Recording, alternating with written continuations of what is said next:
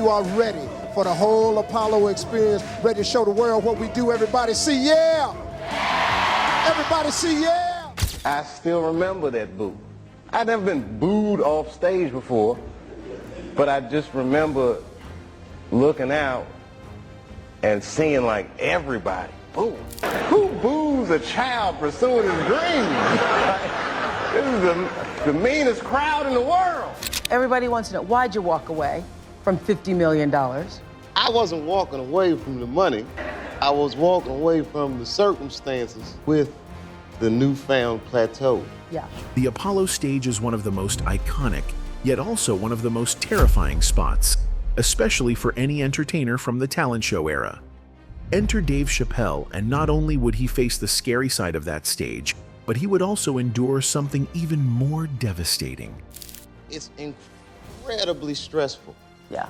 And I felt like in a lot of instances, I was deliberately being put through stress. And that pain would unravel deeper, exposing a darker side of the Apollo. More comedians being silenced, careers destroyed, and a hidden world of shadows that haunted the very stage meant to create stars. Let's dive in. Why is your tour not in New York? We got to put it out since we in New York. Maybe they could do something about it. What's that? We got banned from the Apollo. So, Dave Chappelle's career was anything but smooth sailing. From early on, he knew comedy was what he wanted to do. But getting his foot in the door wasn't easy. He was struggling to break into the comedy scene, so he decided to pack up and move to New York, hoping the city's fast-paced energy and endless opportunities would push his career forward. One of his early shots came when he appeared on Star Search. He didn't win, but instead of sulking, he and his crew decided to take another swing, this time at the legendary Apollo stage. Now, anyone who knows about the Apollo knows it's a place of legends, but also a place where dreams can crash and burn in front of a live, very honest crowd. And for Dave, this would be the first time in his life that he got booed off stage. I still remember that boo. I'd never been booed off stage before, but I just remember looking out and seeing like everybody booing. For a lot of performers, that moment is the kind of thing that makes you pack it up and never come back. But for Dave, it became a strange sort of blessing. He would later describe that night, standing there in front of his friends and his own mother, getting booed as something freeing. In his words, he had failed worse than he ever thought possible. And once he realized it wasn't the end of the world, he became fearless. That night was liberating because I failed so far beyond my wildest nightmares of failing that it was like, hey, they're all booing. My friends are here watching, my mom. This is not that bad. And that fearlessness showed. Dave hit the New York comedy circuit hard, performing anywhere and everywhere he could, sometimes even in the city's parks. His weekends were spent doing stand-up gigs, while weeknights often meant hitting up open mic nights, especially Monday nights at spots like the Boston Comedy Club on West 3rd Street, which was one of his regular haunts well into the summer of 1994. Things began to turn in 1992 when he landed a spot on Russell Simmons' Def Comedy Jam on HBO. His set killed, earning him both critical praise and love from the audience. That appearance was a game changer. It gave him the boost he needed, and before long, Dave was becoming a familiar face on TV. He started popping up as a regular guest on late-night shows like Politically Incorrect, Late Show with David Letterman, The Howard Stern Show, and Late Night with Conan O'Brien. The kid who once got booed off the Apollo stage was now building a career that was about to explode. Ladies and gentlemen, please give a nice warm welcome to Dave Chappelle. Dave, come on out.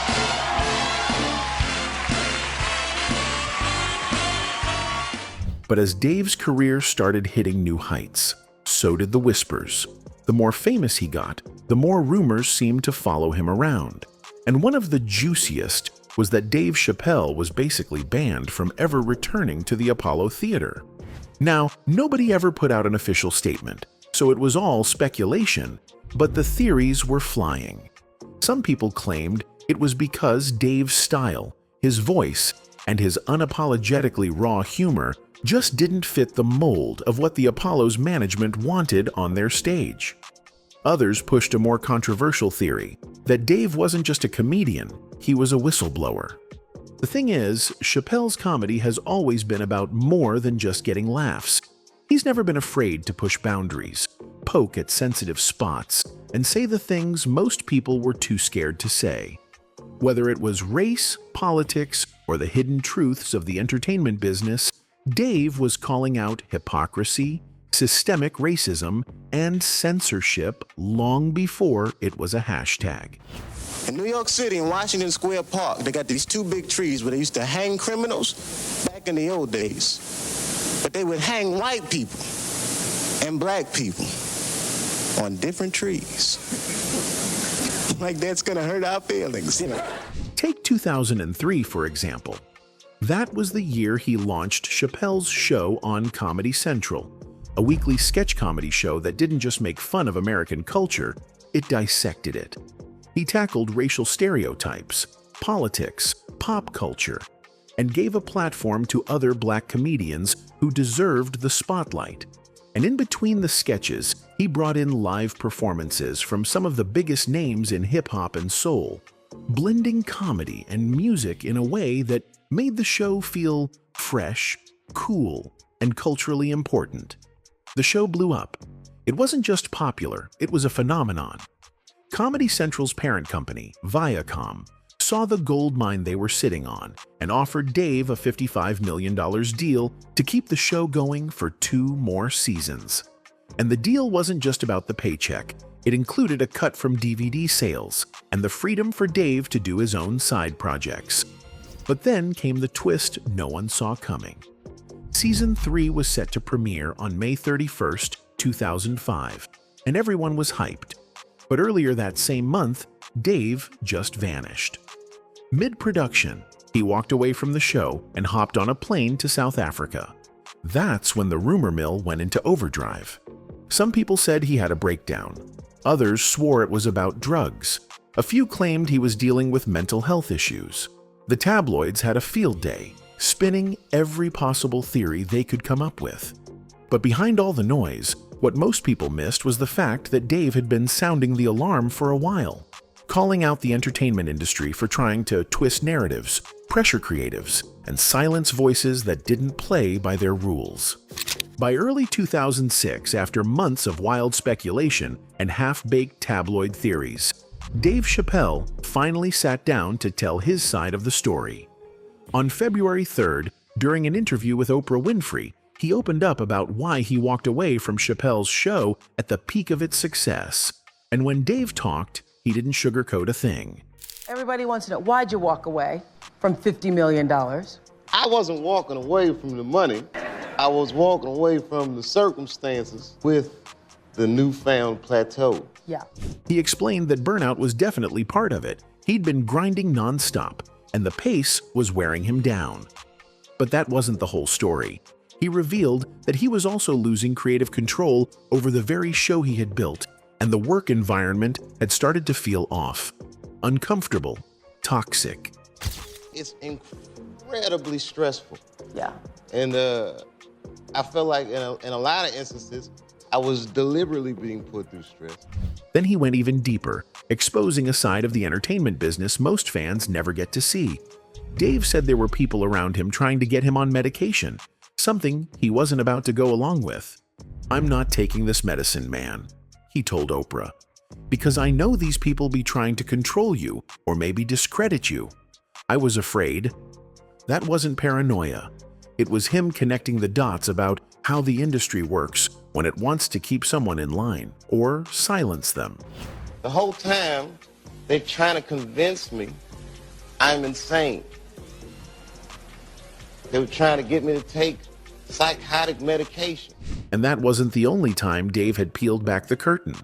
Another big example came when he talked about the emasculation of men, especially black men in Hollywood.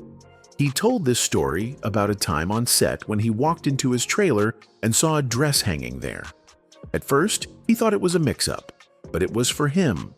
The scene, he was told, was supposed to be part of a movie where Martin Lawrence's character escapes from jail by disguising Chapelle's character as a prostitute. I'm doing a movie with Martin. Yeah. The movie's going good. So I walk in the trailer. I'm like, man, this must be the wrong trailer because there's a dress in here. So the writer comes in. I think he's the writer. He's like, Dave, listen, we got this hilarious scene where Martin's sneaking out of jail. So he disguises you as a prostitute. Immediately, Dave was like, nah, I'm not doing that. It hadn't been part of any conversation beforehand, and he wasn't about to just go along with it because somebody thought it would get laughs. But that's when the pressure started. The writers, directors, and producers all tried to convince him it was hilarious and that he should just roll with it. Dave stood his ground, telling them flat out that he didn't need a dress to be funny. Nah, I'm not doing that. I don't feel comfortable with it. That should have been in the discussion. What? You don't feel comfortable with it? I mean, it's a hilarious bit. All the greats have done it.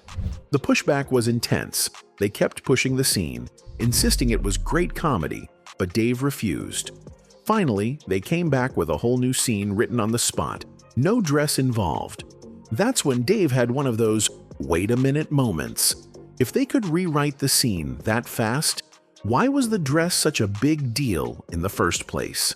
The minute it was clear, I was adamant. I'm not wearing a dress. I'm not wearing the dress. All right, fine. Think of something else. Guy comes back 10 minutes later. The whole new scene. Hot damn, how did you write the scene so fast? That's when it clicked for him. This wasn't just about one joke. It was part of a bigger pattern he'd seen happen to other black men in Hollywood. This unspoken pressure to compromise yourself for laughs, for roles, for success. And it wasn't accidental. In his eyes, it was calculated. That experience stuck with him. It became another piece of the puzzle in his understanding of how the entertainment industry operates. And when you look at the rumors about him being banned from the Apollo Theater, you start to see why people connected the dots. Here was an institution and an industry that might have been uncomfortable with someone who wasn't afraid to speak his truth, even when it ruffled feathers. But here's the thing. No matter how much sabotage or industry politics tried to trip him up, Dave Chappelle still rose to become one of the biggest names in comedy. And not just big in the sense of popularity, he's had some truly massive career milestones. Take 2016, for example. That's when Netflix came knocking with a jaw-dropping deal, $20 million per stand-up special. Dave signed on, and over time he dropped 6 specials under that deal, each one pulling in huge audiences and sparking conversations. And as for the hardware, he's got plenty.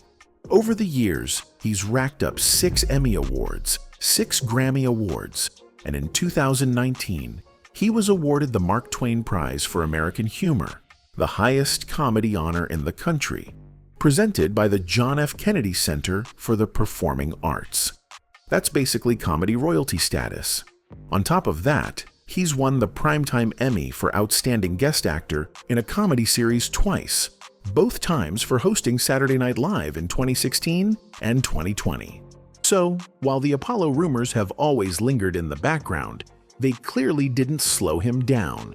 And to be fair, Dave wouldn't be the only one with alleged Apollo drama. Plenty of others have had run-ins with the legendary theater. For example, in 2009, comedian Kathy Griffin was reportedly banned from the Apollo after dropping profanity during her set. The venue has a strict code for content, and according to reports, they sent her an actual letter making it official. She was no longer welcome to perform there. Kathy later spoke about the ban openly, even joking about it in her routines, but she admitted it made her think twice when performing at other prestigious venues. Then there's the more recent case in 2025 with the 85 South Show, a hugely popular comedy group. They were in the middle of a meet-and-greet event when things got heated, tensions flared, and security had to step in. After that, the Apollo decided they were done hosting the group, effectively banning them from future shows. Why is your tour not in New York? We got to put it out since we in New York. Maybe they could do something about it. What's that? We got banned from the Apollo. And it's not just outright bans. The Apollo's reputation for being a brutally honest crowd has humbled plenty of performers. Comedian Roy Wood Jr., for instance, once shared a story about cutting his set short at the Apollo to avoid the nightmare of being booed off stage. Even though it saved him in the moment, fans and listeners criticized him afterward for not sticking it out. And then there's Chris Rock. Back in his early days, long before he became one of the most respected voices in comedy, Chris had his own run-in with the Apollo crowd. While he wasn't officially banned, the reaction he got was anything but warm. The famously tough audience gave him a hard time, and he had to fight to keep their attention. Every year that means nothing. Like Lincoln's birthday. First of all, Lincoln didn't do anything. They said Lincoln freed the slaves. He freed the slaves. They had no rights whatsoever. They couldn't vote. They couldn't buy any property. It was the kind of reception that could crush a new comedian's confidence. But for Chris, it became a valuable lesson. Those nights at the Apollo helped sharpen his delivery, build his confidence, and shape the razor-sharp style we know him for today. Tiffany Haddish also got a taste of that Apollo heat early in her career. According to some accounts, her performance didn't go over well, and she was even briefly banned from the venue. Tiffany herself has talked about how intense the Apollo environment can be, how it forces you to either level up or get left behind. That experience, as rough as it was, pushed her to refine her comedic voice and figure out exactly what kind of performer she wanted to be. Even Bernie Mac, another comedy legend, also had some rocky moments at the Apollo. In his early years, he dealt with brutally tough crowds that didn't always warm up to him. While he was never formally banned, there were times when he wasn't exactly welcome back after a set that didn't land well. But Bernie was built different. Those challenges didn't stop him. If anything, they made him stronger. Surviving the Apollo was like training in the hardest gym in the world, and it was part of what molded him into the powerhouse he became. Sheryl Underwood's story isn't much different. She's spoken about how the Apollo audience could be unforgiving, especially when you were still figuring out your comedic rhythm. Connecting with that crowd was no easy feat, and early on, she struggled to win them over. But again, like the others, she took the challenge head-on, used the experience to grow, and kept building her career. And that's the thing. Despite all the boos, bans, cold receptions, and rough nights on that stage, every single one of these comedians went on to do big things. And speaking of the Apollo Theater, it's legendary, no doubt about it. But that doesn't mean it hasn't had its share of scandals and controversies over the years. For all the magic that's happened on that stage, there's also been drama behind the curtain. Right at the top of the list is its infamous tradition of booing acts off stage. Now, the Apollo audience is famous for being brutally honest, but it went beyond just boos sometimes. There were performances where acts were physically removed with props, like brooms sweeping them off the stage, or even fake prop guns. While some saw it as all part of the fun and the Apollo's long-standing culture, others called it straight-up demeaning and exploitative, especially for newer performers trying to get a break. Then there were accusations of censorship. Fans and critics complained that when the live performances were aired for TV syndication, they were heavily edited. And those edits didn't just cut out dead air, they often removed controversial or raw moments. The kind of energy that made the Apollo special in the first place. A lot of people felt like the heart of the show was being sanitized for TV audiences. And let's not forget the host drama. When Steve Harvey left in 2000 and Rudy Rush took over, a lot of longtime viewers weren't happy about the change. The Apollo had already gone through a rotation of big-name hosts: Sinbad, Steve Harvey, Monique, Whoopi Goldberg, Anthony Anderson. And while each brought their own style, the constant shuffling made it hard for the audience to lock onto a consistent vibe. Some fans even said it started to mess with the show's identity. The controversies didn't stop there. In 2008, the show was canceled altogether, with producers citing declining ratings and changing viewing habits. But loyal fans weren't buying it. They saw it as a bad call and weren't shy about letting their frustration be known. Behind the scenes, there were also whispers about financial mismanagement within the Apollo's operating foundation. According to reports, these money issues sometimes affected the quality and consistency of the show's production, which only added to the problems. Then, when the Apollo made a comeback with its Fox revival in 2016 to 2018, things didn't exactly go smoothly. The show's format had been altered, and longtime fans felt it strayed too far from the classic 1987 to 2008 version they grew up with. The backlash was immediate, with many calling for a return to the old-school style that made the Apollo an institution in the first place. But here's the thing. No matter how many scandals, controversies, or missteps have surrounded it, the Apollo Theater still holds its place as one of the most iconic stages in entertainment history. For every rough night, there were also career-making moments. It's the same stage where countless legendary acts got their first shot, earned their stripes, and went on to become household names.